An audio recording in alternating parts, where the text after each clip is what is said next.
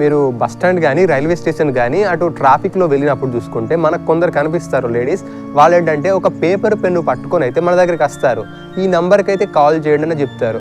నిన్న నాకు ఒకరు కలిశారు. సో ఆమె ఏంటంటే ఒక పెద్ద ఆవిడ వచ్చింది, ఈ నెంబర్కి అయితే కాల్ చేయండి బాబు అని చెప్పింది. సో ఆ నెంబర్కి కాల్ చేద్దామని చూస్తే ఆ నెంబర్ అనేది 11 డిజిట్స్ అయితే ఉంది.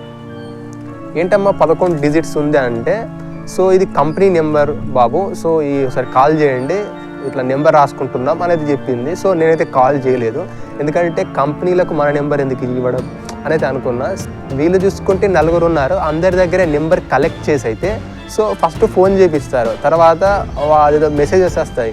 ఆ మెసేజ్లో ఒక ఓటీపీ ఉంటుంది, 4 డిజిట్ ఓటీపీ ఉంటుంది. సో ఆ ఓటీపీని కూడా రాసుకుంటారు, మన నెంబర్స్ కూడా రాసుకుంటారు. సో తర్వాత ఏం చేస్తారు, ఆ కంపెనీకి చెప్పేస్తారు, ఆ నెంబర్స్ అయినా ఆ ఓటీపీస్ అయినా.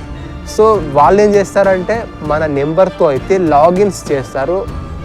అంటే వాళ్ళకు నెంబర్స్ కావాలి, ఓటీపీస్ కావాలి. సో మనం చేయలేనివి మన నెంబర్స్తో వాళ్ళు చేస్తారు. సో దీనివల్ల మనకేం యూజ్ ఉండదు, డిస్అడ్వాంటేజెసే ఉంటాయి.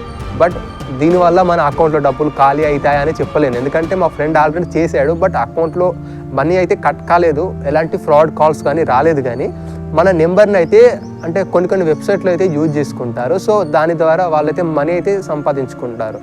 సో వీలైతే వీళ్ళని అవాయిడ్ చేయడమే బెస్ట్. లేకుంటే అడగండి ఒకసారి, ఎందుకు చేస్తున్నారు, ఏం పని అండి మీకు, అవసరం ఏముంది అని అయితే అడగండి. సో మోస్ట్లీ లేడీసే కనిపిస్తారు మనకు, బాయ్స్ అయితే కనిపించరు. బికాస్ బాయ్స్ అయితే మనం చెప్పం కదా, మనం వాళ్ళ వైపు కూడా చూడం కాబట్టి అందుకే లేడీస్ని అయితే అపాయింట్ చేసుకొని అయితే వీళ్ళైతే ఇలా అయితే చేస్తున్నారు. సో మీకు కూడా ఇలా ఇంటి వాళ్ళు కనిపించారా, మీ నెంబర్ కూడా ఇచ్చారా లేదో డెఫినెట్గా కామెంట్లో అయితే తెలపండి. వీలైనంత వరకు అయితే దూరంగా అయితే ఉండండి. సో నాకు కొంచెం వర్క్ ఉంది, నేను వెళ్ళేస్తా, కొంచెం బిజీ ఉన్నానమ్మా అని అయితే వెళ్ళేసేయండి. సో అంతే ఇవాళ వీడియో. Bye bye.